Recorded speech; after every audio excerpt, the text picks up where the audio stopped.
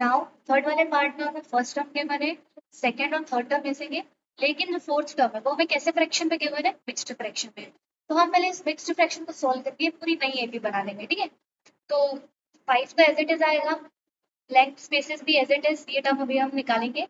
Mixed fraction को solve करेंगे तो 9 टू चाहे 18 होता है, और 18 में +1 करेंगे तो कितना आ जाएगा 19, और अपॉन में 2। नाउ ये हमारी ए है, और ये कौन सी टर्म है 1 2 3 4, ये हमारी A4 है। तो ए की वैल्यू कितनी है हमारी 5, इसको हम इक्वेशन नंबर 1 नाम देंगे, और हमें A4 गिवन है which is equals to 19/2। A4 को हम क्या लिख सकते हैं, A plus 3D equal to 19/2, और इसको नाम देंगे equation number 2। Now again subtracting equation number 1 from 2, तो यहाँ पे लिख देते हैं सब्ट्रैक्टिंग इक्वेशन 1 फ्रॉम 2। तो A plus 3D minus A is equals to 19 upon में 2 माइनस 5। अब यहाँ पे हमें क्या करना पड़ेगा, एलसीएम लेना पड़ेगा, इसलिए इसके नीचे में यहाँ पे 1 अभी लगा रहा हूँ, ठीक है। इस ए से ये ए कैंसिल आउट हो जाएगा, प्लस माइनस का है, तो इधर क्या बचेगा 3D इज इक्वल्स टू, जब हम यहाँ पे एलसीएम लेंगे हमारी डी क्यू है इक्वल्स टू में क्या आएगा 9/2। ये जो 3 है ये मल्टीप्लीकेशन में है, तो इधर जाके कैसा हो जाएगा डिवाइड में, तो 9/2 और डिवाइड में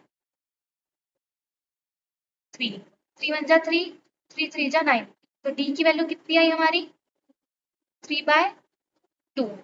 अब हमारे डी की वैल्यू आ चुकी है, ए हमें ऑलरेडी यहाँ से पता है, ये हमारे ए की वैल्यू है, तो हम सेकेंड टर्म पे निकाल सकते हैं, थर्ड टर्म भी निकाल सकते हैं। सेकेंड टर्म मतलब A2 निकालना है ना, A2 को हम क्या लिख सकते हैं A प्लस डी।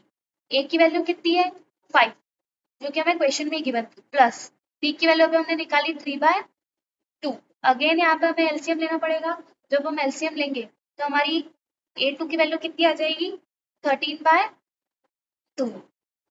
नाउ अब हमें A3 निकालना है, A3 को हम क्या लिख सकते हैं A प्लस 2D। A की वैल्यू कितनी है 5 प्लस 2 इंटू डी की वैल्यू, डी की वैल्यू कितनी है 3/2, ये 2 से ये 2 कैंसिल आउट हो जाएगा, तो इक्वल्स टू में हमारे पास क्या बचेगा 5 प्लस 3, 5 प्लस 3 इज 8, तो हमारे A3 की वैल्यू कितनी आ जाएगी 8, और ये हमारी A2 की वैल्यू है। नाउ ये जो ब्लैंक्स इसको हम फिल कर देते हैं, यहाँ पे आ जाएगा 13/2 और यहाँ पे 8।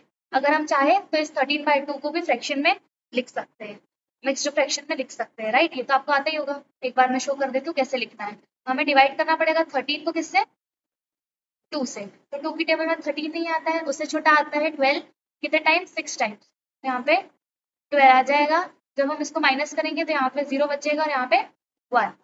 जो नीचे लिखा रहता है डिनोमिनेटर में जो लिखा रहता है उसे हम एज इट इज लिखते हैं, तो यहाँ पे डिनोमिनेटर में 2 लिखा तो यहाँ 2 आ जाएगा।